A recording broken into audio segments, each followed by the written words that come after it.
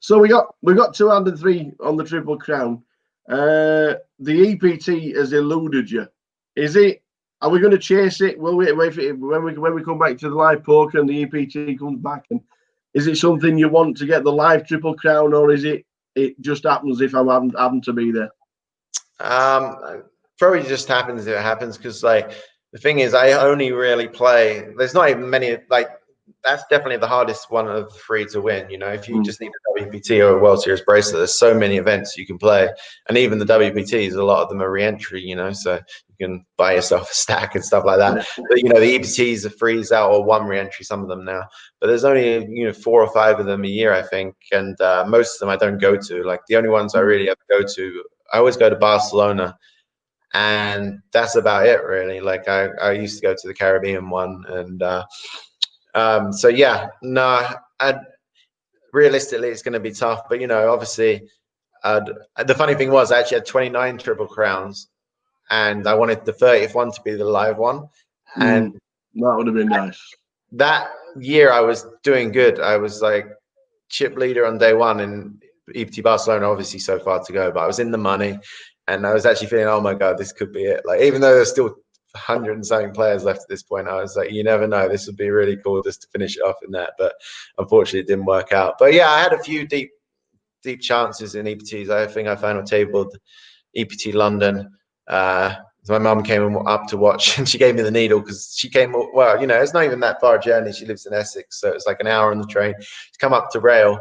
And I came in only with 20 big blinds, so I reshoved 7s or something and got called by ace queen and lost the flip, and I like get away from the table, and she's like, "You done?" I'm like, "Yeah." Yeah, like, I'm always waiting for that. I was like, yeah. So, yeah. Another one. She always used to give me, like back in the day when I was doing bad at live poker as well, she'd always say that she'd watch some poker on the TV and they all wore sunglasses, and maybe that's what I needed to do because I was giving away tells and stuff. So I think actually one year I got to the stage where I was like, oh, fuck it, I'm going to do it. So it was like a 25k Bellagio big tournament, and I was on day 2 and I didn't know anyone on my table, so I was like, okay, I'm going to do it. So I went to day 2 and I put on the sunglasses indoors, felt like an idiot, made the most standard raise ever, like ace-5 suited or something, and everyone tanked a little bit before they folded. It was one of those weird ones where everyone maybe had like half a decision or was just still asleep because it was first hand of the day. And it wasn't even a big hand. I won the hand, and I just felt so nervous. My heart was beating. I was just like, I was just like, I feel like an idiot wearing sunglasses indoors. So that was the one hand I ever played wearing sunglasses. So I got 100% record on it, but yeah, I just can't do it.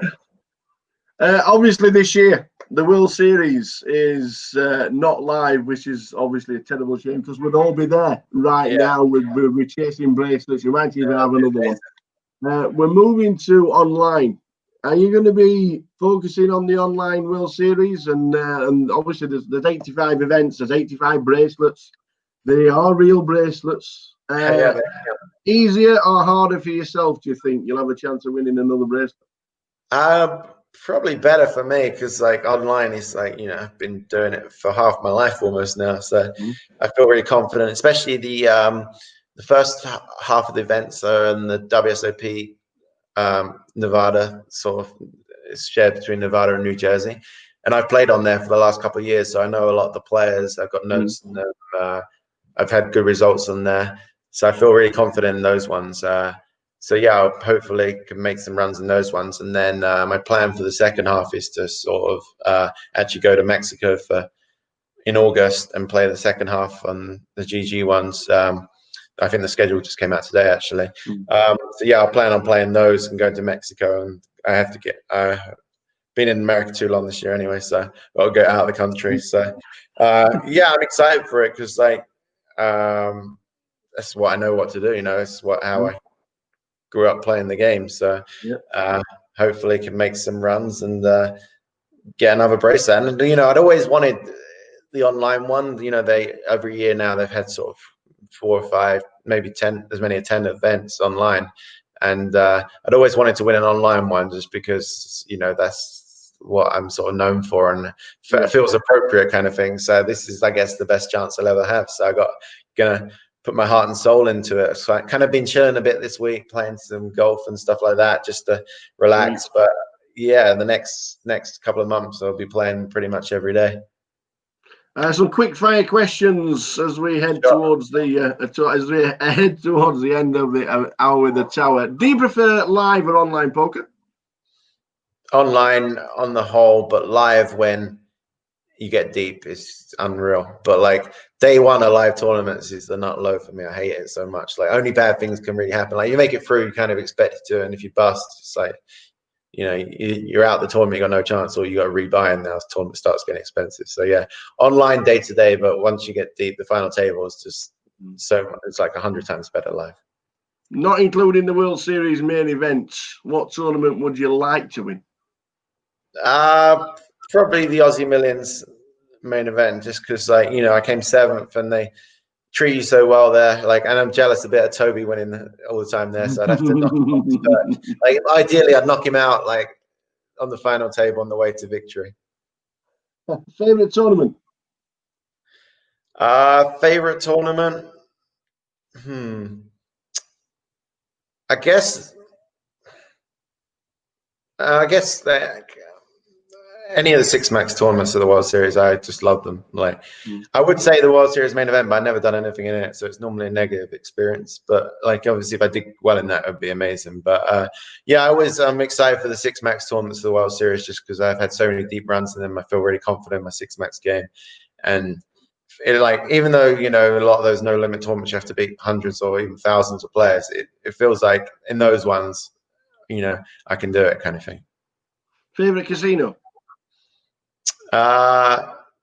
Probably the Crown Casino in Melbourne is just really nice. I haven't been there for a few years as well. Yeah, I really like it down there.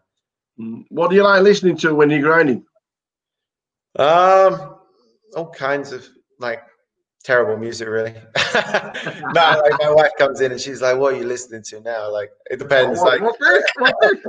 I'll just have like a grind playlist that has all kinds of different stuff on it. But then, like, sometimes if I'm on real tilt, I'll have to put on some. I hate to say it, but I'll have to put on some Disney tunes or something. Why is the 6-4 of clubs your favourite hand? I'm not sure it is anymore, to be honest. I think back then it was just like, I think I won a couple of big hands of it, and I think I hit a straight flush against someone who had the nut flush in a live tournament, so that was a pretty cool feeling. And yeah, I just had to, you know, those were the days where you just 6-4 clubs, you'd play it from under the gun, you'd just be in there. But now you're playing a bit more sort of sensible poker. You know, sometimes I have to fold it when I'm on the short stack, so I guess it's not my favorite hand anymore. Best player you've ever played against? That's tough, really tough question. I tell you, one of the people I was most impressed with when I played with them, like, was JC Tran. I played with him in this 40. They had a special anniversary 40K buy-in at the World Series, and I'd satellited in a live satellite. I hate satellites. Well, somehow I won my seat, so I was really pumped for that. Played with him on day one, I think, and it was really deep stack poker, which, you know, sometimes I don't play that as much of because I late register a lot and stuff. So I was sort of sitting there learning, playing quite tight, watching the table, and he was in there every hand, and he was taking unconventional lines and just winning every pot without showdowns. So yeah, he really impressed me that day. If you could play and beat anyone heads up for your second bracelet, who would it be? Oh, so many candidates. It'd have to be like one of my friends for sure, just so I could have like bragging rights forever. Toby.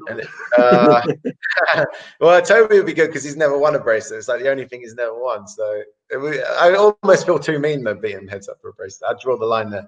Maybe like someone who won one before, but like, I think maybe beating Dempsey would be good. Just because when I lived with him for a while, I'd always win the flips against him. We'd always flip for dinner, and I was like 30-0 against him on flips. So just to beat him heads up as well would just be the icing on the cake.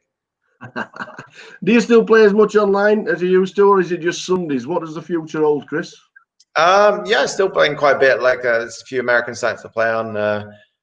Play like maybe three or 4 days a week. Not like the full day grinds that I used to, or, you know, I couldn't do them now anyway, like back through the night, and obviously you can't play on all the sites here.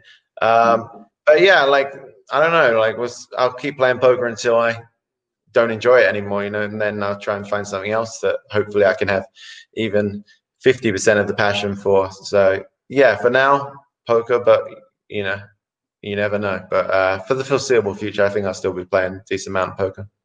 And finally, would you Yeah. do anything differently?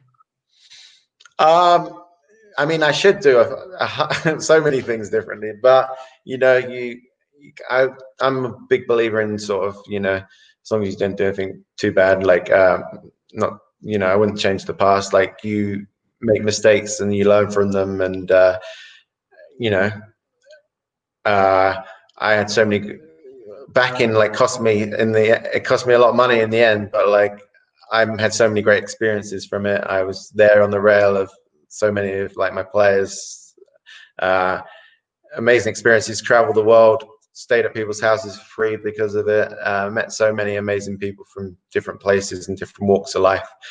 So yeah, no, I wouldn't change anything really. It's all worked out pretty good in the end. So even though thousands of mistakes along the way, but yeah, pretty happy overall. Well, 11 years late, 11 years since the first time we spoke. Well, I got a microphone in my hand. We've done it again. You've done absolutely incredible in the last 15 years, and every credit to you with the books, with everything you do poker-wise. Fingers crossed we get the live Triple Crown. That would just be absolutely amazing. And fingers crossed we see you on the GUKPT circuit once again. If you have to come over to the UK, that will be an amazing time, because we get to speak to you yet again. Other than that, we'd have to come to Vegas. Yeah, I mean, I have to, like, my GUKPT record is really bad, so I do need to, like, at some point, probably the most likely ones, you know, so occasionally I play the London one, so that's probably my most likely one. But yeah, I definitely like one day, even final table GUKPT I've never done. So yeah, I've got to mix it with the UK guys for sure. Chris Moorman, thanks for spending an hour with the tower. You're an absolute superstar. Cheers, buddy. Thanks very much. No worries. Good to chat to you, Phil. It's been too long. Take care. Cheers, buddy.